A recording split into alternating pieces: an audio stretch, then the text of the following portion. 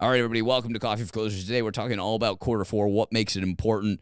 Maybe not what you think. We're talking about marketing. We're talking about your planning and budgeting, all of that and more right here on today on Coffee for Closers. If you like today's episode, don't forget to like it, comment, subscribe, whatever. Thanks. Enjoy the episode.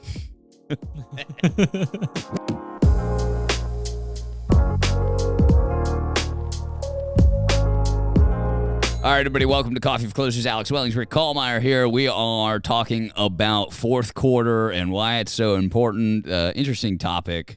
It was a good choice of topic. I just, like we were saying before, I don't know. We'll get into it in a second here. I have some reservations about saying fourth quarter is the most important quarter. It's such a good and important quarter. I think, we'll talk about everything from marketing, goal setting. It is absolutely, no doubt about it, the best time for you to do your goal setting for the next year. Obviously, you have a better idea of where you are as a firm, but you also have an idea. You've got time to think about goals and where you want to go next year. And obviously, you don't want to be doing that at the break of the year, right? And who wants to do it during Christmas time, right? Yep. So we'll talk about all of that. Maybe we'll start with, do you have any particular thoughts on advisors in general and how they handle the fourth quarter? Like in general, what do we see the industry doing in the fourth quarter most of the time? I think looking at the fourth quarter, you also have to pull it back to the third, in all honesty, right? Because you and I have discussed this for years, right? I mean, realistically, this business is a 6-month business, right? You got your first quarter, the first maybe 75% of your second quarter, the end of your third quarter, the end of your second quarter, the beginning of your third quarter is summer. So it's tough depending on where you are in the country, very difficult to get clients in, very difficult to not take vacation, those kind of things. A lot of time you get kids are out of school, all that stuff. So part of your second and part of your third quarter are kind of tossed out the window or just more difficult. Maybe more important, it might be better for you to explain it in months. Because quarters is like, I see what you're saying, but quarter one. January, February, March. January, waste. Beginning of January. I do think you barely get anything in January. The end half of January is fine, but primarily first week, with second February week. being almost a full week shorter than every other month. We'll call it 1 month. Right? Yeah. So you're and then you get March. Week, March is a huge month. February, March, April usually pretty solid. Yep. May's good. Solid. Yep. June usually that's when we see things taper off. Right. Yep. July slow. August slow. September picks up. September halfway through September picks up. Beginning of September picks back up. Things start rolling back normal. October solid. Great October. Octobers are usually take all the halves of months. You've got 7. Beginning of November, solid. Second, third, fourth week of November, what are the kids saying now? Prove me wrong. Yeah. Right. It's like, prove me wrong. First week of December, you might have some appointments. Total of time. Last week of December, you're gone. Yeah, so combine those with the first 2 weeks of November and that last week of January, you've got a full another month there, and boom. Right. So what stinks, though, right, is it's like, I guess why I said your first 6 months, right? Because you do lose some of that in January. But, right, you come out of summer, you try to swing back, get everything in full steam for September and October, and then it immediately falls off a cliff again, right? Yeah. Difficult to get clients in, and there's different programs that are much better than others. If you're a seminar guy, you're gonna have a tough time, right? You know, you're one, trying to schedule a workshop in the fourth quarter. Okay, right? Gotcha. In the fourth quarter, you're trying to schedule a seminar around the holidays, and it's first, right? And the only time you can schedule a seminar around the holidays is before the holidays show up. Yeah. Which is when you're trying to set your appointments. Yeah. So you can do a workshop maybe the first, second week in November. You're doing your first or second appointments through Thanksgiving, right? Maybe your third's the first week of January. You might try to throw another workshop first week of December. Now you're trying to follow up on your second, third, and closing appointments through the December holidays. So it's very impractical, very difficult to get a workshop in, get the appointments in, get them through the funnel, get closed business, and you're not dealing with a holiday at some point during there. I know some advisors are different. Some advisors during that time period will we're going to do the workshop. If you're showing up to an appointment, have everything ready because we're going to try to move through it. can still close business. But more than anything, I think the holidays are a really good time to fill up the pipeline, make good clients, or not clients, but at least prospects to things. So my reservation to it is what are you really going to get in the fourth quarter? Where are you going to get? I tried to sit back. I did. I tried very hard to sit back.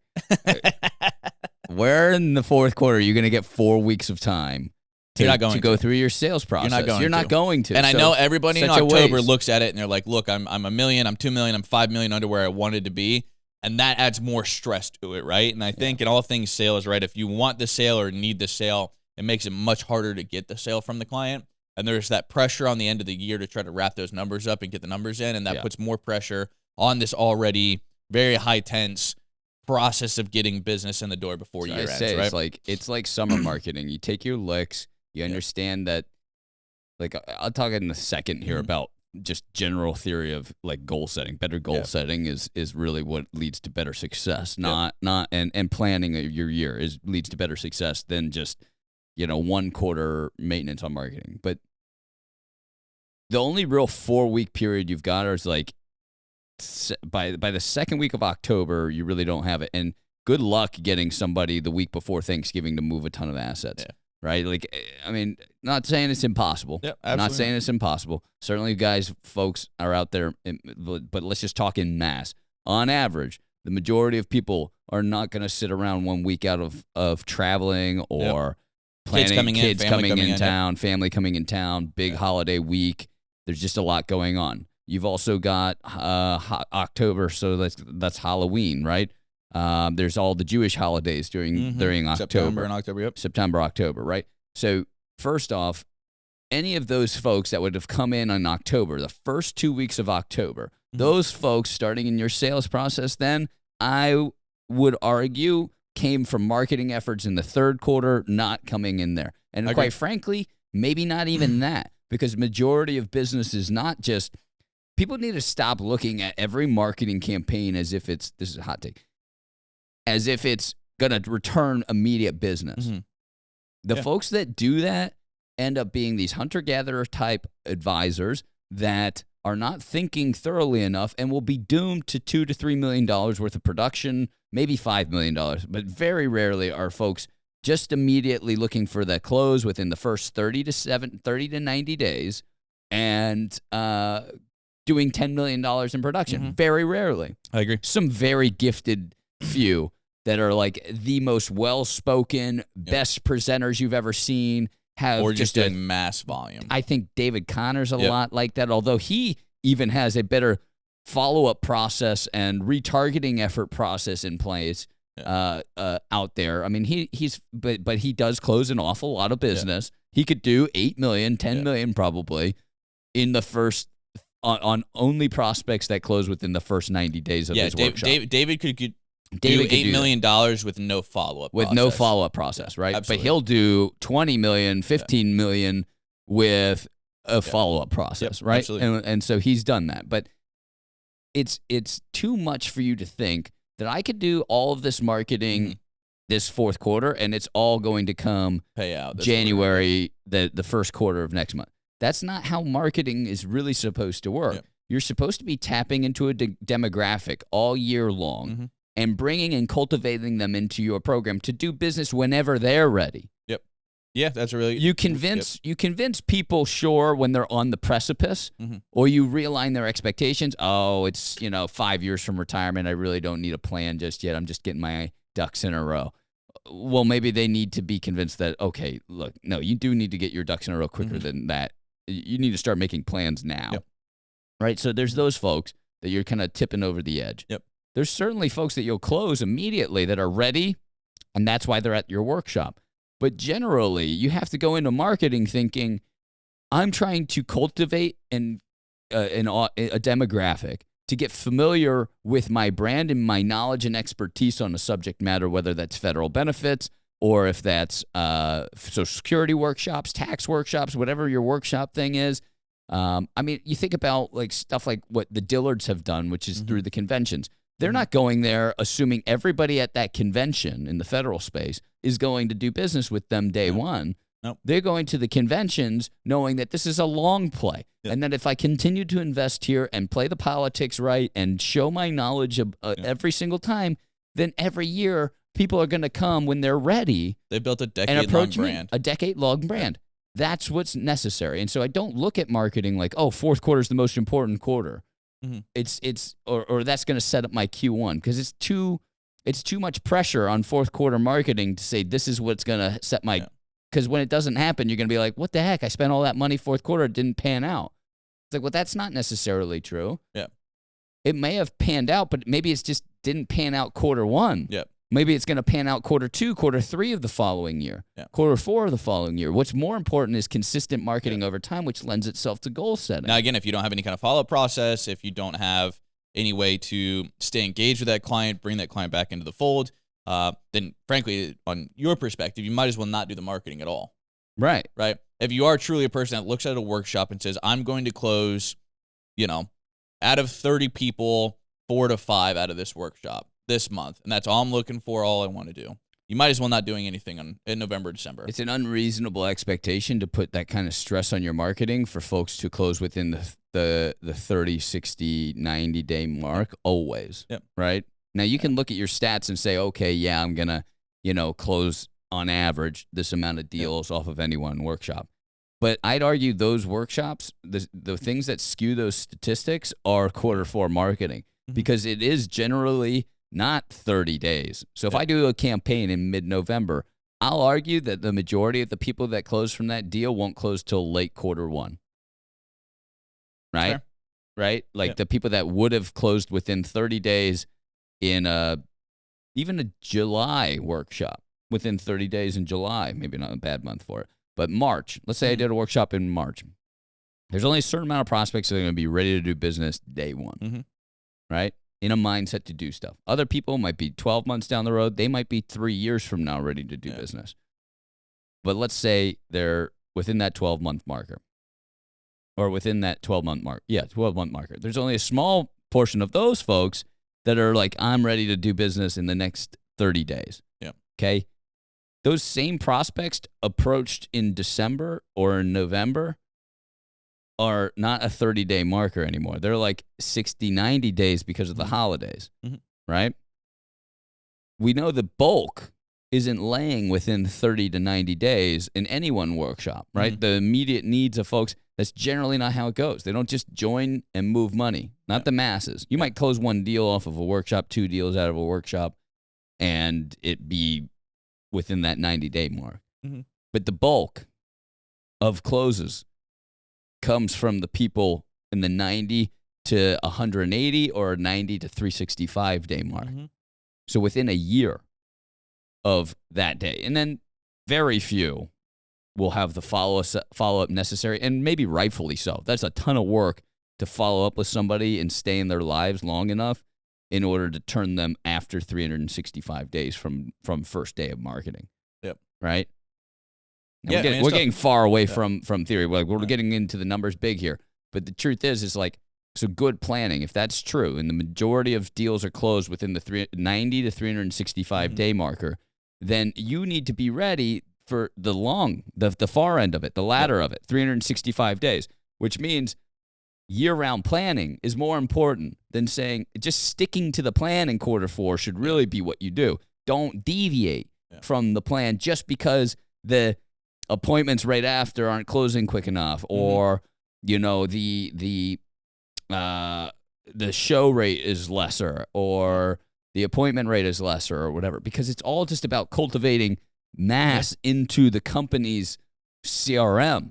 Yep. Right. And I think during that time period too, right, where you do start getting a lot of the doubting of the plan, doubting of the process, right? It's like a double-edged sword. You have all this extra time because it is the holidays. Yeah. Right? So things are slow, and then on top of that, the things you're doing aren't working as well as they were in March. Right? So you start looking at it, you're like, man, I just did this workshop in November.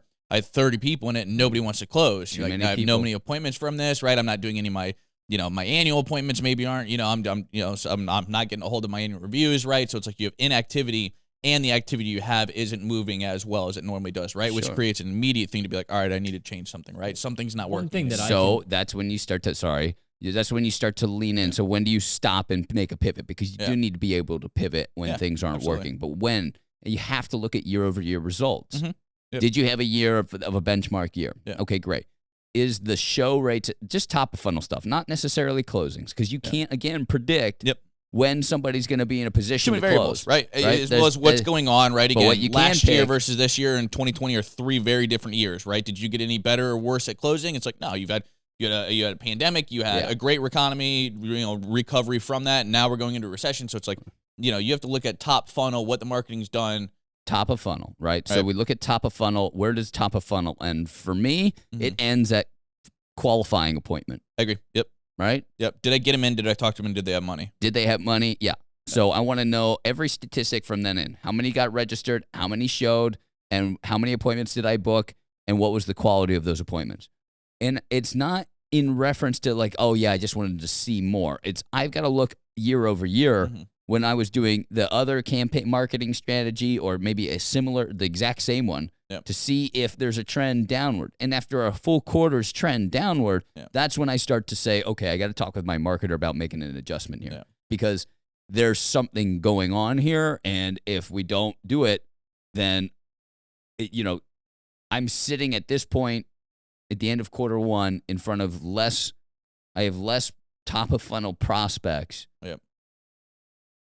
And I'm less concerned about what my numbers on the board are right now because at the end of the day, I'm What's in the putting pipeline? quality prospects and I didn't change as a skilled sales guy. Yep. Right? So I haven't changed my process. I haven't changed, my follow-up. I haven't changed any of these other things. People So haven't I gotten know 10 the times money's smarter. coming. Yep. The assets are here, right? So I can look at top of funnel and say, the assets are here. I don't care that I'm 3 million, 4 million away from where I want to be. It could be that bad. Yeah. It could be that bad. You're that far off in numbers. But if you're still putting the same butts in the CRM system, the same quality butts in the CRM system, then your presentation hasn't changed. Yep. Boom. And so you might start making a change. I wouldn't change a darn thing in that scenario. But if I saw that my production was lagging and the quality of the prospect was lesser, less people, not on the a top feeling, of the funnel. like statistically proven, and then also the show rate or the attendance rate was down at this one type of workshop, I'd be talking to my marketer and saying, look, we got to change something. Yeah. Right? What do we change? What can I try? What's different? Right? Yep. What's working for other folks? Yep. And then you make those changes.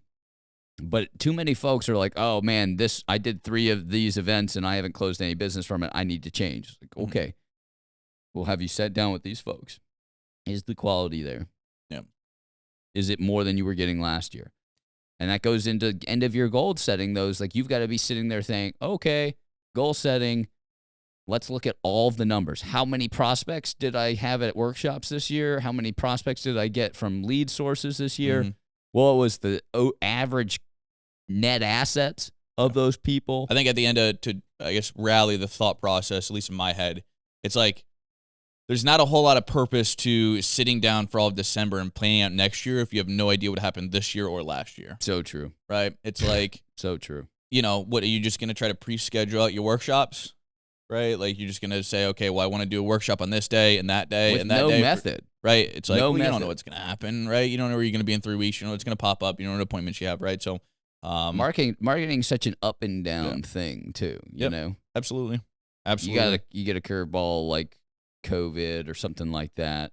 But again, you look at it too, like we're saying, right? It's like, I know, and it depends on the advisors, right? Somebody in, I can think Massachusetts is going to be different than down here in Florida, right? Massachusetts, your July is just as scrapped as December is everywhere, right? Down here, July, we don't care, right? That's the time where you will go to stuff. It's 100 degrees outside. Nobody wants to go outside during July or August, right? So it's you have to take your area into consideration, right? But if you're looking at it and saying, I did 12 workshops last year, 1 a month, and did keep on that pattern, right? You can look at it simply and say, well, I want to keep on that volume. I want to stay 12, but my November and my December workshops were a waste of time, I feel like. I didn't close any business from the 30 to 90 days, and I really don't see anything coming from the 180-day point to it, right? So maybe let's move those 2 workshops to March, April. Instead of doing 1 workshop that month, let's double down and do 2 workshops during that month, your busiest times of the year. right? Try to keep that flow and then just say, hey, look, you want to take November, December off to do some actual business plannings, maybe spend that time getting analytics together, right? Updating a CRM system, all those additional like business structured things. Like that's a smarter way to look at your business and say, hey, when am I profitable? When am I turning business over? When am I getting new clients in? And you just do it a little bit more in a structured thought process, right? Yeah.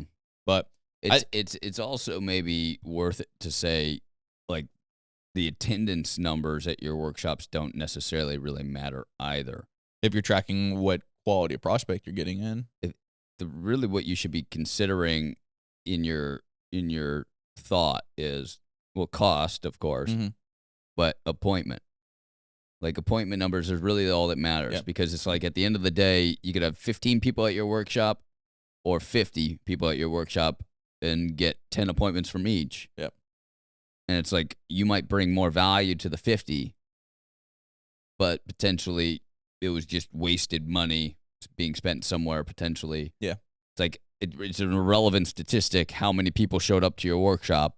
What's more important is the appointments that came from it and the quality of those appointments. At least when it structures to like business flow, right? I mean, you can get into more analytics of like, I guess that's what I'm trying to say is that's assuming all things are constant, right? That's assuming you did the exact same presentation, the exact same quality presentation. No, that 2 times more eliminates people. those variables. What do you mean? Right? Because if at the end of the day I did 3 different types of workshops, tax, Social Security, and college planning. Yep. Right? It sure would matter. All it really matters from those workshops is how many appointments I got, right? Because I'm doing the same thing at the end. I'm a retirement planner. I want a retirement planning appointment, right? So all that matters is how many appointments did I get from these? And it's irrelevant how many people were in the audience then. See what I'm saying?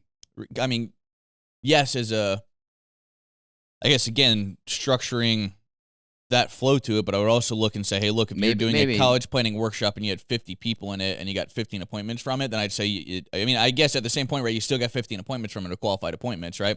How much work did you have to do on top of it for the 50? Were there more people out of that 50 that you could have, right? I guess I'm looking at it as a percentage base, right, of you were able to qualify a smaller percent out of the people, which, again, I guess you're right. At the end of the day, right, you're still spending the hour and a half of the presentation. Same, so keep mind and cost, right? Yep.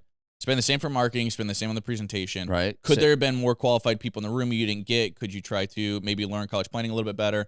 Does it matter? Not really if you're getting the 15, right? It's like, okay, yeah, I was less successful in cultivating the audience. I guess the point would be where spend the time, right? Could you spend the time trying to get better at a college PowerPoint presentation to get 5 more out of that, or just spend that time doing another workshop in the same month, right? Like, where do you spend your time more efficiently? Again, but this is all just on it, and I'm not saying whether you could potentially have better marketing, right? I'm saying from an analytics standpoint. So yeah, I could go in and look at the less surface level or less important statistics to find out, oh, wait, I could get better at doing these, or I could get better at doing these. But if I'm just looking to see if marketing is working and if I'm trending to hit goals, then all that really matters how many appointments is how many appointments I got from the year prior. Yep. Right? Yep. And this year following. And now I'm on this year, and I'm getting just as many appointments. Yes, 100% agree with you. Yeah. Yep. I agree with you there. I think December, the fourth quarter, I think the best use of time for it is doing marketing to just gather client data, right? You have a lot of people that are at least interested in.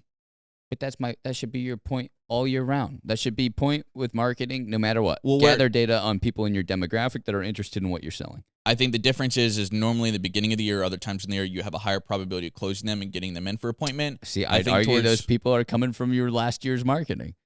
That's what I'm saying. It's like very few people close, at least looking at our numbers, man. Very few people close within that 30 to 90 day window. Very few. Fair.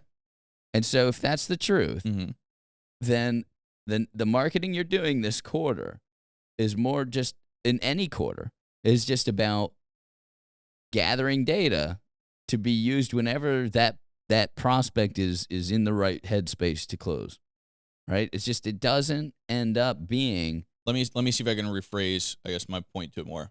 I think a better use of money and marketing and time would be marketing something that gives you a purpose to follow up at a later date, right? So this would be the point. I don't think there's any point of really doing a workshop in the second week of December, but I would still be running campaigns like we talked to Tony about doing tax prep for the beginning of the year. Oh, more seasonal marketing, right? Talking points. Something seasonal, saying, hey, look, we're not going to talk about this yet, but January 1st, January 5th, we need to get together to sit down and talk about, how this year went for you. That's a totally different ball game, though. I think that's where it should be spent. What we're talking about is why is the fourth quarter so important, and I'm like, it's not any more important than any other week, month of the year. It's just it is a time for you to do goal setting potentially because you've got this holiday season and are going to effectively maybe have less closing appointments. But it doesn't mean, you should, during that planning period, you should spend time thinking about, well, these months are better for workshops. I should be trying to work a little harder these months, put more workshops down on these months, or buy more appointments from, the federal system or something like that. Or, I should be doing this other thing and this other thing. And I should know my numbers enough to know that none of these marketing efforts are going to have a super high immediate return.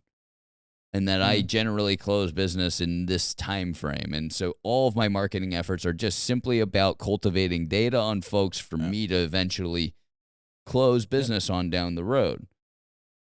And then you could talk to your marketers about follow-up systems or complementary goods and services that might help people.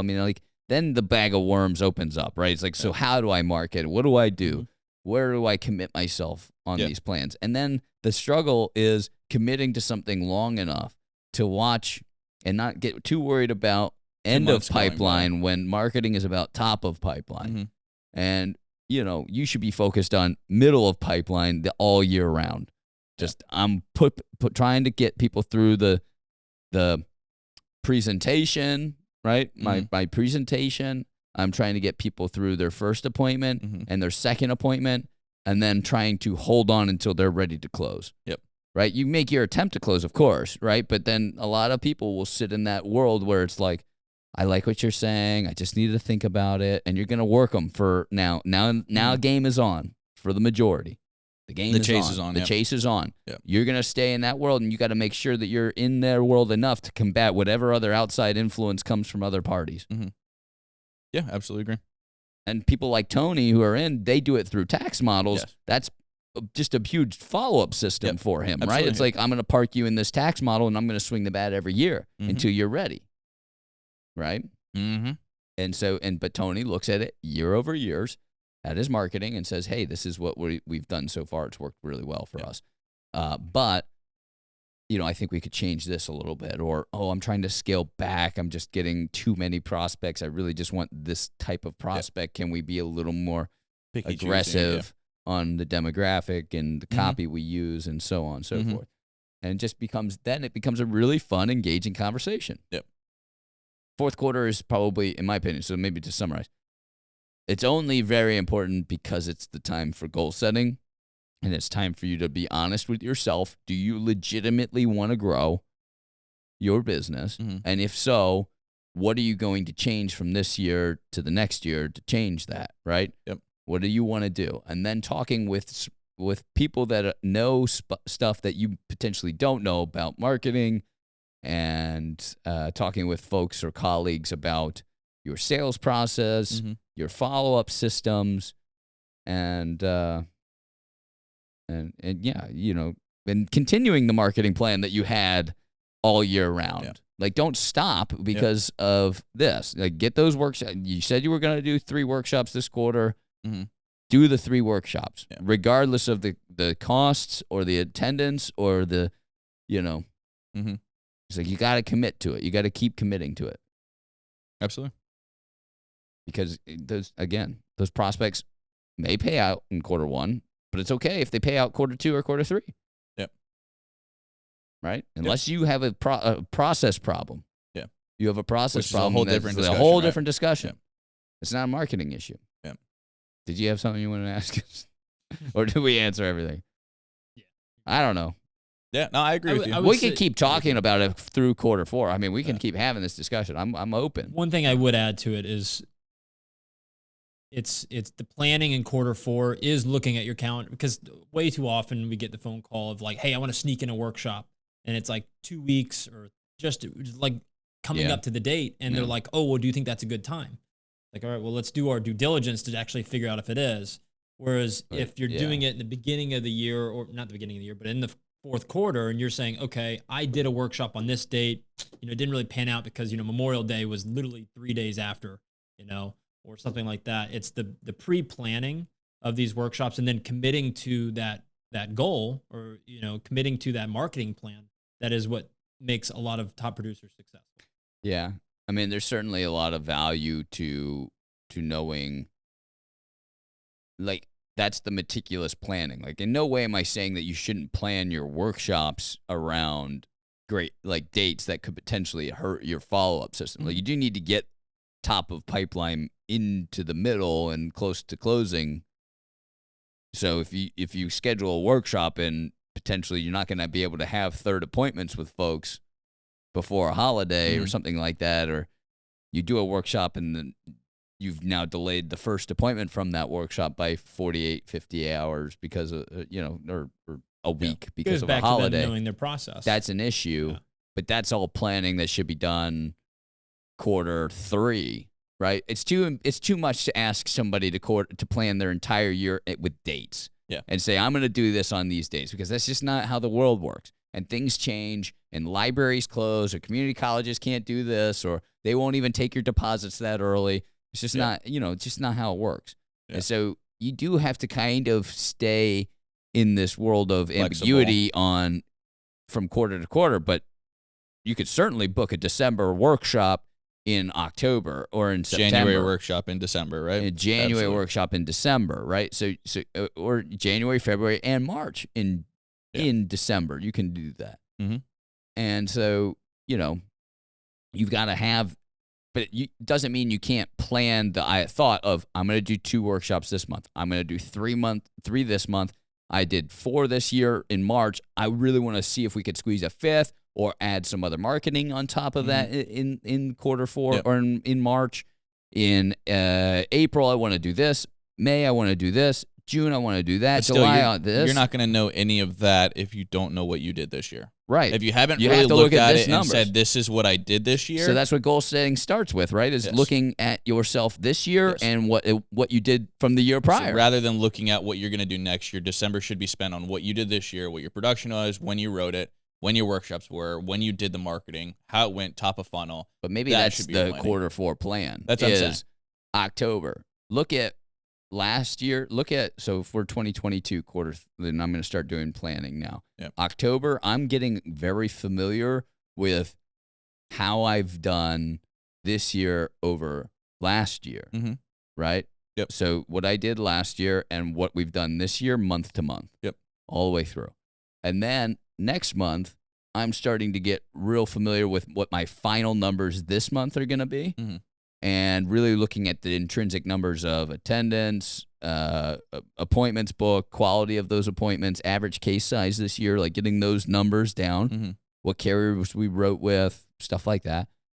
And then December, I'm planning the year based on the numbers that I came up with in November and October, right? So I know year over year we did better doing this plan, or we did worse doing this marketing plan that we did this year. Yep. And so to change that, this year we're going to change, I've got my final numbers now because November's pretty darn close. I can get as close as I need to forecasting wise. Yep. And then December, I'm going to sit down and say, okay, now it's time to put the plan together for this year based on these numbers, and then set pivot dates. If by this time I don't have this amount of prospects, quality prospects in the funnel, try and you got to pay attention to revenue numbers to a degree. Absolutely.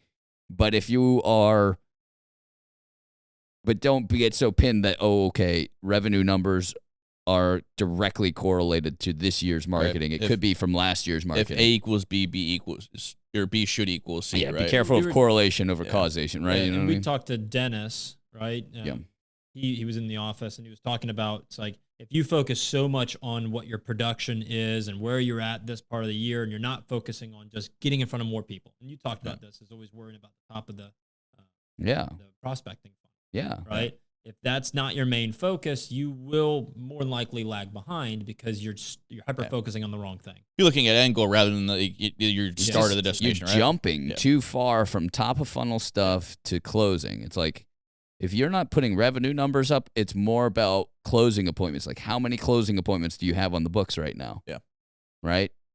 Yep. And true closing appointments. Don't like swinging the bat at the proposal isn't necessarily a closing appointment. Mm-hmm. It's swinging the bat with a prospect that's primed to get swung at, right? Yeah. Somebody that said, like, I want to look at annuity option for this money, right? You got to be smart enough to be able to decipher that, right?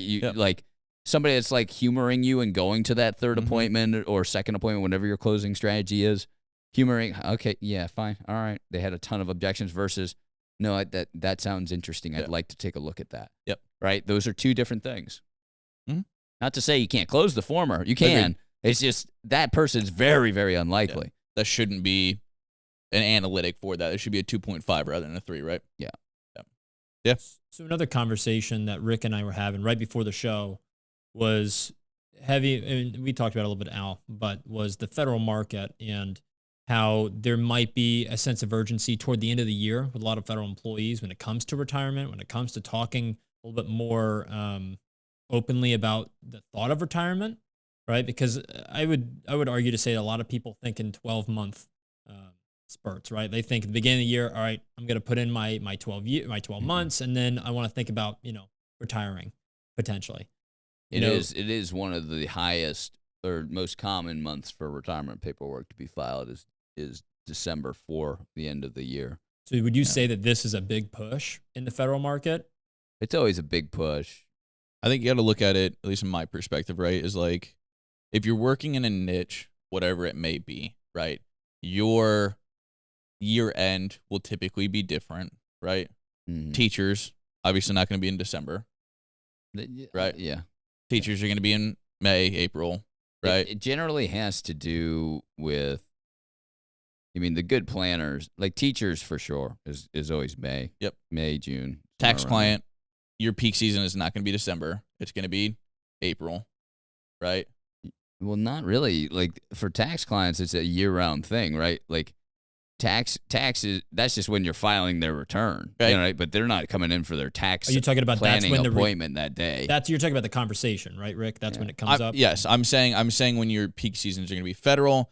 Federal has gotten on a hitch of year end, right? And I think a lot of people too. Are we talking about when you're going to roll business? Is that what you're saying? I think when most people are most interested about having a discussion about their finances would be my point to it, right? Well, which would be congruent to retirement, right? But I wouldn't say that with federal employees, because that would be like 6 months prior. But that's general. You know this. Yeah. The majority of it is like a quarter out to 6 months out, or even a year out. Like, that's when they start planning. If you're saying December is the best month for federal business, maybe the ones that you've approached 6 months prior to. Agreed. Right? But not the ones that you if just people got are planning on retiring. If you just get a bunch of federal appointments in December, like, very few are going to be just, yep, you're right. Oh, I'm retiring in 2 weeks, and I'm also, looking to figure out stuff. There are those people, very rarely, though. So this is a point I wanted to say, too. We were kind of talking about it, and I just wasn't sure the right spot to throw it in. I do find that, again, like I said, like, certain marketing structures and certain marketing plans work better towards the end of the year. Again, workshops are tough. It's going to be tough. That doesn't exclude the fact that there are people in that position that are like, look, I do want to retire at the end of the year, and I haven't talked to anybody, and I'm behind the ball, and I want to talk to somebody. Those things work on individual appointment basis. If you have somebody that's scheduling an appointment like we were discussing on the Monday show, if you have a 45-year-old that's just like scheduling a retirement consultation appointment, there's probably a reason for so. Yeah. And it's not just general information, because most 45-year-olds aren't looking at it. If you have somebody that's scheduling an appointment for your source is very important. Come December. Yep. If you have someone that's scheduling a one-on-one appointment to talk like the week before Christmas, that person probably is a little bit more motivated to discuss things That is than so true. You know. It really is like because of that system, our federal program system is so specifically talking to federal employees to book an appointment that is different than them coming to a general education workshop. Yep. You know what I mean? And so, yeah, your workshops would be much less likely to close business. And that is why we see such a much higher close rate particularly in niches, but then on top of that, in the appointment program within that first 90-day period, than, say, our Learning Lab workshop program, right? Yep. Because, again, you're soliciting for general education with Learning Lab or in any mailer workshop that you do. And then with federal, you're specifically soliciting them to say, hey, you got a question about your benefit? Yep. Yeah. So that's fair. That's a good point. I guess what funnel you're topping, right? Like what, so. Yeah. But that's something to be planned on, too, is like, okay, you want a steady jolt in the arm. Your best chance of getting a jolt 30 to 90 days would be with the federal program. A specific program that's targeting people that are looking to retire soon. It's like if you're not doing workshops during summer, maybe doing federal appointments is a good way to supplement, those slow times where you're not doing those. Yeah, the problem with that is it's also a slow time in summer for federal employees, too. It's one of the lowest retirement months, right? Yeah. So maybe not summer, but again, year-end December stuff. But year-end December stuff is like you want something to do during the holidays. Yeah. Federal folks are planning their retirement for sure. Yeah. Also, election seasons sometimes drive a spike into federal retirement. I'm having a lot of people right now. Yeah. Just either quitting and trying to figure out how it works, or like early retirement, or trying to get out or trying to like I've had a lot of people over the past it's like one department, depending on which side of the aisle's coming in. Yeah. One department's just going out. Gonna get cut. Yep. Yep.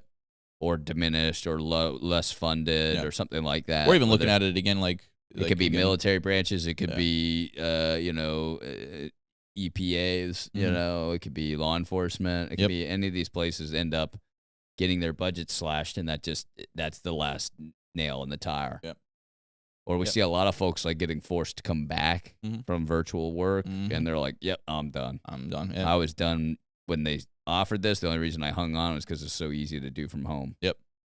Yeah. Now I got to go back. Now I got to go back. Yep, I'm over it. So for those advisors out there that are looking to, set up their goal for next year, what are some points that you'd give them in summary, just to kind of get their feet? I think I said that, it's all about goal setting. I do think that it's not wise to just think from a jolt in the arm perspective, right? Like, oh, I'm just going to get a jolt in the arm, jolt in the arm, jolt in the arm. Because gasoline then on fire. You end up being this hunter-gatherer, right? Yep. And that's really what everybody should try to avoid. It's committing to a marketing plan that has jolts. I mean, diversify yourself to a place where you have jolts there for yourself to generate revenue quickly, stuff like that. But that should all be part in the planning process, and I encourage everybody to push hard for that. But, you should start Q4. If it is important, it is all about goal setting. It should be that, you guys are all busy. You're all busy writing business and creating all kinds of production. You're probably responsible, a lot of you, for other people's holiday seasons through your production, right? You're employing people. There's a lot of stress. So don't put the planning process all on the 2-week period between Christmas and New Year's. Yeah. That's it's silly. your holiday too, right? It's your holiday too. It can start, and most major companies will start in October with their year-end planning, maybe even sooner. A lot of times, depending on their fiscal year, but they'll start a quarter out from the end of their fiscal year, right? And so, in general, when you're independent agents, they look at the end of the year as kind of the end of that year for them. Well, okay, then the plan starts now.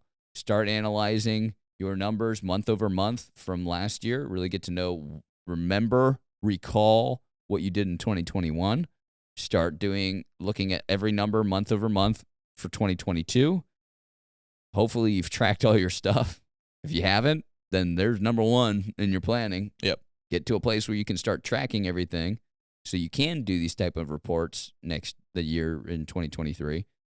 2022 numbers should start to really formulate themselves by the end of November. So, during that Thanksgiving area, start to take a look at numbers as far as how they're going to end up this year. And you should be able to project that because your calendars are good closing appointments that should be on the calendar for December are already there, most likely. Yep. And then in December, you're really just coming up with a plan based on and deciding in November too what you didn't like about this year, what you did like, what you want to keep going, what you don't want to keep coming, and then in December starting to really plan for 2023. Like have you don't need dates. Maybe dates for quarter one and beyond quarter one. It should just be these are my goals for these months. Yeah, conceptual. Yeah. I want to do 3 workshops this month, 4 workshops that month. I'd like to start doing X. I want to do this and try and stay away from just straight revenue goals. Do year-end or quarterly revenue goals. Do year-end revenue goals. Mm-hmm. Do semi-annual revenue goals. Yeah. But marketing is more top of funnel and should be kept separate from that discussion, right? Like, so, yeah, obviously marketing is going to dictate your revenue numbers, but still. Yeah. And then also budgeting too. That's got to be thrown in there too. Like, what's your budget? Yeah. Because if all this marketing just ends up costing you more the next year, you're also going to want to know cost analysis for customer acquisition. Correct. And you can almost, to some point, apply that to what you might want to do production-wise the following year. Right. Yeah. I mean, like you should have some general formula for what percentage you're allocating towards marketing. Because if you're on a growth model, then percentages would be the best way for you to get your budget for, because if you increased revenue by 20% and your overall marketing budget is 30% of previous year revenues, like that increases a goal. That increases your ability to set up a marketing funnel. And now you've got, I've got more budget. Like, what else am I going to add in marketing this year? Right? Because again, if I did $1 million in revenue and I have a 30% budget, that's $300,000 I'm spending on marketing. Right? That's a big marketing budget, but let's just roll with this. Okay. In the next year, that $300,000 the year prior, maybe I only had $250,000 worth of marketing budget. Well, the extra $50,000 I did generated me another, I don't know, let's say $200,000 in revenue. So now I'm at the end of the next year, $1.2 million in revenue. Well, now I've got a much more bigger $36,000 or $360,000 in marketing revenues to spend the next year. And so now I've got to come up with a bigger plan for marketing if I want to see same kind of substantial growth each and every year. Maybe I can stand to back my if I don't find something else. Maybe I can stand to take more profit and adjust my marketing budget or percentage, right? And this is how a real company operates, right?